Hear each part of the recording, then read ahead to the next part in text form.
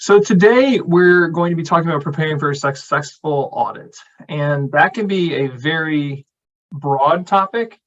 So the tack I'm going to take in the short time we have is I really want to focus on what is an audit, and especially what does it mean to audit a process, because in a way all audits are process audits. So I would like to share some perspective on that. And we're going to just talk about why are we auditing in general, and how do we measure process quality, how do audits measure the things they measure and why. And I'd like to just talk about how that separates itself from process management. And then ultimately we'll finish with kind of the topic, which is how do you prepare for an audit? And you'll find through this talk that my perspective is a lot of preparing for an audit is really getting clear on understanding what an audit is and why it's being done.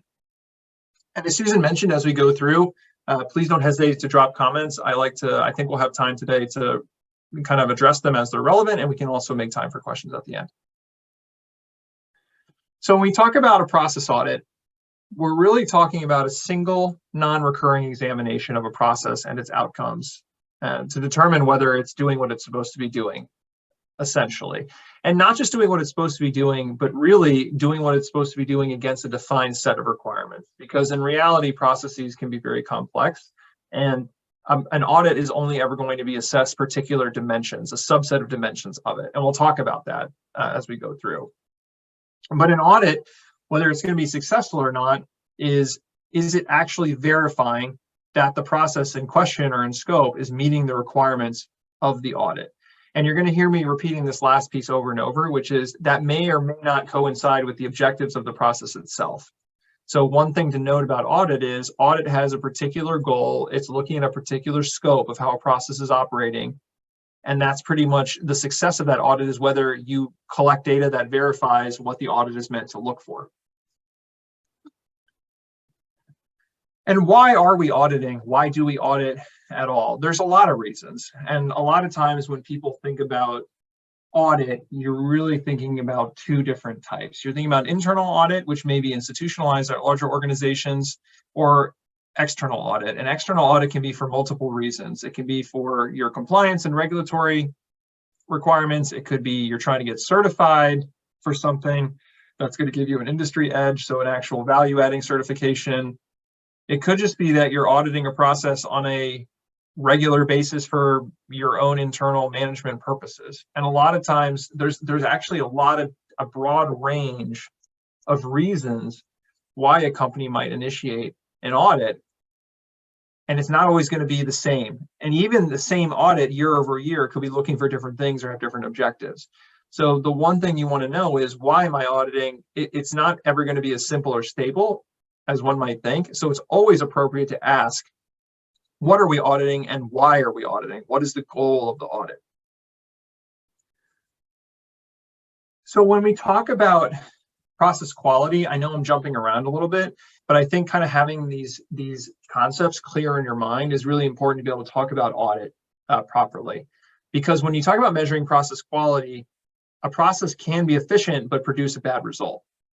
And when you're measuring the quality of a process, you're always looking to associate the value creation aspects, like what is the actual objective of the process? And an audit, sometimes if it's looking for, is the process working correctly, it should be one-to-one aligned with this. And one thing you want to say is, if a process is actually working correctly, is compliance, regulatory risk, not triggering risk or not getting fined, is that a part of the actual core process? Or is that something that's outside of the process? Because that part is not necessarily, it can or cannot be associated with quality. And I know sometimes the slide, I have trouble articulating it in writing, but what I'm trying to say here is, if you're at a company where you have a lot of regulatory compliance requirements, for example, your processes, the quality of the process could be self-defined by not getting outside of your regulatory requirements, and therefore not incurring the risk of penalty or of an extra cost from a negative audit. In a probably much larger part of the community, process quality might have nothing to do with regulatory and compliance. They don't calculate it, they don't talk about it that way. And the point is, if you're looking at a process and the quality is just tied on the output, and it doesn't matter how the output is achieved as far as it relates to triggering risk in terms of getting audited and getting a negative or a failure or like getting fined, then that has nothing to do with process quality, because quality is largely arbitrary on the different things that you put into what is the outcome you're trying to get. So just to sum that up one more time, if the outcome of a process in your context is making sure you're within your regulatory requirements, then you're measuring process quality with a compliance audit. If the quality of a process internally is measured just by the output, the customer experience, the value production from a market standpoint, and it actually is not tied to, maintaining risk with non-compliance, then your audit will likely not audit the same dimensions that the process is measured on a regular basis.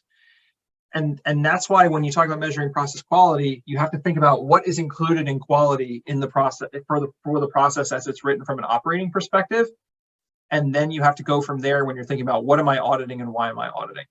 And I guess that's all summed up on this slide in the last line, which is not a set measure standard. It's not as if you go to one company and they say, here's how we measure process quality, and you would expect the same in another company. And when you're auditing, it's going to always be addressing some subset of the dimensions of the overall process. Because when we're talking about process management, this is really equating to operations management. And this is where I'm still trying to build this narrative before we get into how do you prepare for a successful audit about, well, we can't confuse we're auditing the process with we're managing the process. When you're managing a process effectively, you're trying to reduce its cost of operations, you're trying to get faster cycles. Essentially, it's better, faster, cheaper. That's the goal of operations management. And when you audit, depending on what the audit is for, the audit could have nothing to do with that. The audit could be saying, are you making the process slower, more expensive, and whatever, so that you reach a certain quality objective, or you reach the certain metrics for certification, or you're just meeting your general regulatory requirements. And that's why if you're sitting in a seat where you're either managing an audit project right now, or you're being audited, you have to embrace the fact that you have two hats on, right? One is to make sure that the process is being managed correctly, and then the other is to understand very clearly the basically scope of the audit and what's going on, and not conflating the two. Because a lot of times what happens in these kind of audit engagements is there's a lot of pressure that the audit and what the audit is looking at is not aligned with what the process is supposed to be doing or how the process is being managed. And if you can't navigate those conversations successfully, especially when you're planning for an audit, you're going to get a lot of pushback and tension within the operation. And that's really culminating here in this point about confusing the two. And I know now it sounds like I'm just repeating myself over and over, but this is really the thrust of what I'm hoping to put out there for this presentation. And you've got to be able to talk to it.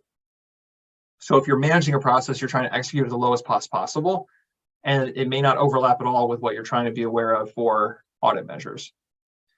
So with that, let's just start getting into the meat of what I wanted to talk about today, which is how do we prepare for a successful audit, more or less. And I'm going to spend a good amount of discussion time here. So especially if you have any questions or comments on this concept or any of the steps defined here, please engage, because we'll have space in this presentation to have a more robust conversation. But the first one is the process being audited clearly? Is the process being audited clearly scoped and defined? And this is the base of a lot of where dysfunction starts when you're preparing for a successful audit, which is if you're being audited, what is being audited? And that may seem like, oh, that's a pretty basic thing. But in reality, in a lot of companies, when they're getting ready for an audit, they don't actually have an idea of which processes would be included in scope. And especially now that we're in a world where it's predominated by digital services, it's really difficult to say, okay, this operation is being audited. Well, what does that actually include? Who are the people? What is the actual scope of activity? What's the actual way that we're going to capture the data to do it? So if you have an audit, the first thing is, what is the actual process scope? And that could include activities like process mapping. A lot of times they ask for process maps for audits for the documentation, but it's really any representation of what is the operating reality. At this point, you may actually have to structure the project to go and do discovery, to go do more interviews, to clear up any sort of gaps in the data. But in order to do any of that work, this is the first part. It's the infrastructure, it's the scaffolding, which is what is being audited and what all activity and people and technology is included. And once you have that, the second one is then, do we understand the value and operating objectives of that process? And this is actually really difficult process work for a lot of companies, even if you weren't having an audit involved. So just making sure that you're approaching this with the right level of respect and understanding, which is, let's say for a larger company, it's 10% of the process scope is actually being audited. Well, for those processes, still keeping the audit separate and putting the audit aside, do we internally understand what those processes are supposed to be doing? What is the actual value creation of those processes, and what are the operating objectives of that process? This is where we're going to start to differentiate and suss out what we were talking about in the last few slides, which is, are the actual operating design of the process going to have any conflict with what they're looking for in the audit? And the reason that's so important is because you're likely going to have a hard time passing the audit or getting anyone to participate from the operation if the audit and the value objectives of the process are completely separate. And this happens a lot more than one might think. So the second point is, if you're preparing for a successful audit, you have to document and discern what is the actual pure objectives and operating criteria of the process itself. So then we move on to the third point, which is, do we understand the objectives and requirements for the audit now? So again, a lot of focus here on separating the two activities or the two domains at the start of the project. And what we mean by that is, what is the audit meant to achieve? An audit is always just going to be some sort of review or a snapshot in time of what's going on, or it could be an audit that actually goes on for several months. You know, it's not always just a pure snapshot. Like, you might have to run in a certain condition for a certain amount of time to prove the audit criteria.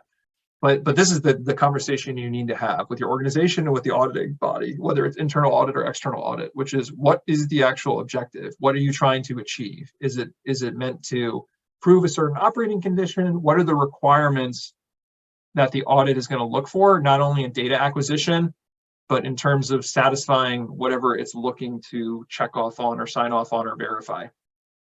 And this is where the subpoint is super important. This is the point in your preparing for the successful audit that you really need to sit down and map any differences or conflicts with the native interest of the process itself. And then we move on to number 4, which is, do we understand how to measure and or compile the data necessary to satisfy the audit? So it's one thing to say we're going to go ahead and engage in this audit. I've seen this a million times with companies where they're just going to go through the audit process, but they actually start without having any understanding of how they're actually going to collect the data that's going to be necessary to check off the audit requirements. And a lot of times that's just operating process data, which is, what are your people doing, and how do you verify that the data that represents their behavior is accurate and actually aligns with the actual behavior on the ground, or the digital behavior, depending on the technology or the systems we're talking about. So when you say, do you understand it, is this something that we're going to have to go out there and do time motion studies? If it's a physical environment, do we need to add extra systems to the back end so we can track data flow or system events, especially if you're having in heavy security or IT audit space?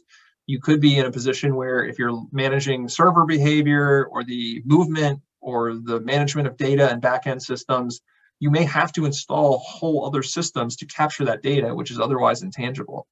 So when you understand the requirements of the audit from a data perspective, the next thing you're going to want to know is, can I even acquire that data? How am I going to acquire that data? And what would that look like? What are the measures, the tools, the process that we're going to use? And once you've mapped that out, then the next part is, do we have a project plan in place to actually execute this audit? And that sometimes, if you've done audits before, you've participated, that could seem pretty obvious. But a lot of people, they're not planning it like an actual project. Audit becomes this murky thing where, is audit just a process that happens every quarter or every year or when the boss wants it? Or is this something that is really a one-off? And most of the time, audits are one-offs, and they require a project plan that clearly articulates the 4 points we just talked about, but also, who are the resources? What's the timeline? What are the costs? I just broached the subject of, you may need to add entirely new systems or processes on top of the operation to measure what you need to measure for the audit. That comes at a cost. And if you don't have a project plan to actually address the resources and the timing and the cost, it's going to be unlikely that the audit is just going to happen successfully by itself. Now, sometimes you could be hiring consultants, and this happens quite often, or the governing body that's running the audit will send people in to drive the audit. And you can think as an organization, if you're internal, oh, well, they're going to do the audit. And a lot of times that's true. But if you want to have a successful audit, which is sort of the topic of our talk today, planning ahead of a consultant coming on site, getting the resources lined up, understanding the amount of engagement they're going to need to do, understanding what access to systems and different parts of the scope process they're going to need. These are all things you can provide so you don't have auditors in your organization for 3 months longer than they need to be. And that kind of organization requires a project plan. It requires a project charter. It requires some of the basic roadblocks to get in place, not roadblocks, sorry, the basic foundation elements of a project so that you can make sure it's executed properly. And then the last topic, assuming you've worked out all the 1 through 5, is do we have confidence there's ROI in performing the audit at all? Now, this is where if you're building a project plan, this is the logical next step, which is, okay, we've got a timeline, we've got a cost, we understand the objectives of the audit. Does it even make sense to engage in the audit? And a lot of times you might be in a position where that's not totally your call to make, but I always try to empower people and say, if you're in a position where you have to be part of an audit, or you're organizing it, or you're the one who's interested in preparing for a successful audit, if you read the objectives and requirements and what we're trying to achieve and the cost and the time it's going to take, and you see like this seems like it's not going to give us what we want, or this is going to be a negative ROI, then it's probably your responsibility to call it out, because if anything that's going to be negative ROI is going to be really hard to achieve or execute or get people rallied around. And let's just think through that for a second. So if you have an audit that, let's just say in the most stringent category of audit, it's a external, let's say government-driven regulation that you just need a periodic audit to make sure that you're compliant. Even in that situation, let's say the penalty for failing an audit is $1 million. And for whatever reason, this is a very heavy audit. It's going to cost $1.5 million to run the project, to execute the audit, to prove that you're compliant. Well, at that point, it doesn't even matter. You'd be better off just not doing the audit from a pure business perspective, assuming that $1 million is the only cost you're going to incur. Now, a lot of times when you fail audit, you get punished in lots of other ways, which have to be considered. It could impact your brand. It could actually shut you down. But that's what I'm saying, which is, what is the actual cost and why are we doing this audit? Because there's a lot of really smart businesses out there that have just realized the cost of these heavy audits and hiring third-party auditors to make sure we're compliant, it's actually way eclipses the negative results or the impact of just failing an audit. And you have to then wonder, well, why is that audit, why is that requirement, why is that regulatory issue even there? A lot of times it's just precedent and it's arbitrary and it's not quite like a good fit for every single company. And that's why, again, when we talk about number 2 and 3 on this list, are the value and operating objectives of the process aligned with the objectives and the requirement of the audit? Because sometimes you can be audited against sticking to a standard, and as your business evolves, you'll find out that that standard is actually not what the process is trying to achieve. And then you've got to actually question and push back and say, does it make sense to do this audit to prove that we're doing the things that don't really align with our process? What is the actual ROI here? Now, on the other side of that, you could be engaging in an audit so that you get your ISO certification. You could be looking for an organic certification if you're in food services. Now, those things, when you're trying to perform an audit for that, the audit result being positive itself is a value to the organization. It could be a value to the brand. So now when you're calculating ROI on that audit, it's, well, this audit could be very timely and or very time intensive and very costly.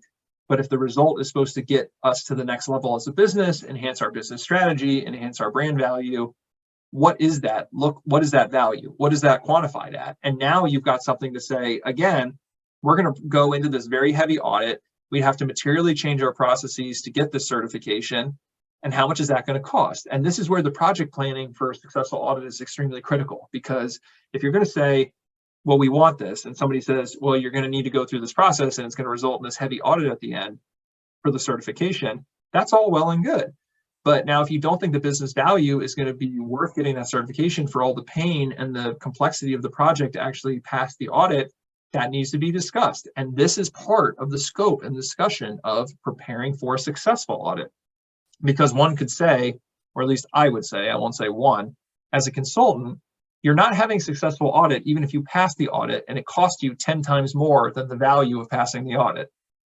That, to me, like any project, that's a bad result. That would be preparing for a failed audit, because the audit is not achieving the objective that the organization set out to achieve, which is not always blindly, are we passing the audit criteria?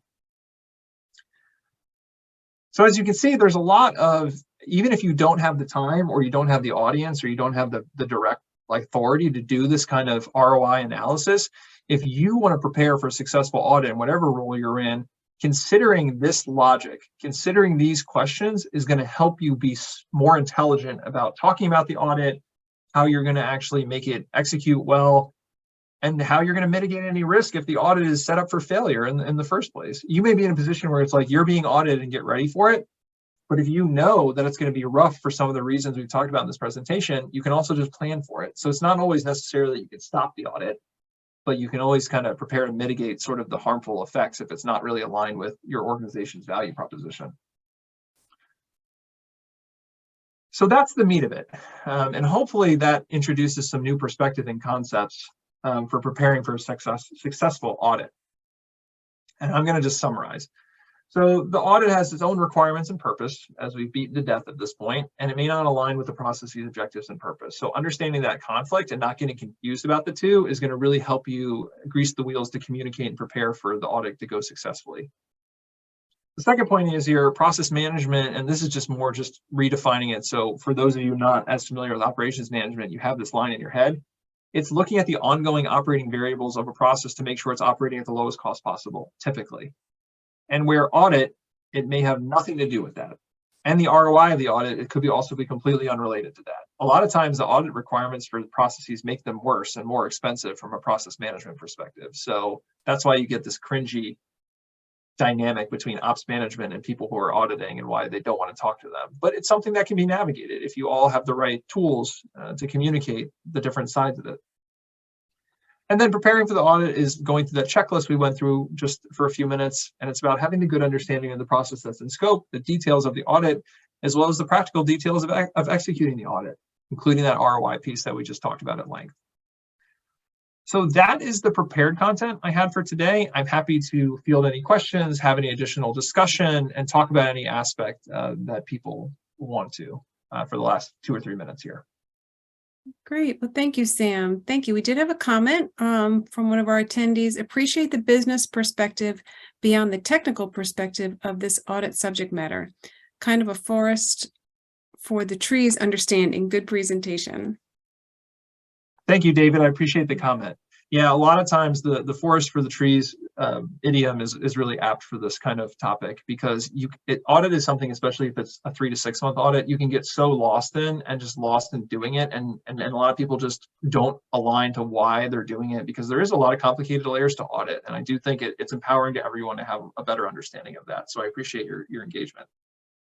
Sam, thank you so much for presenting with us today. Thanks, everyone. Have a great day.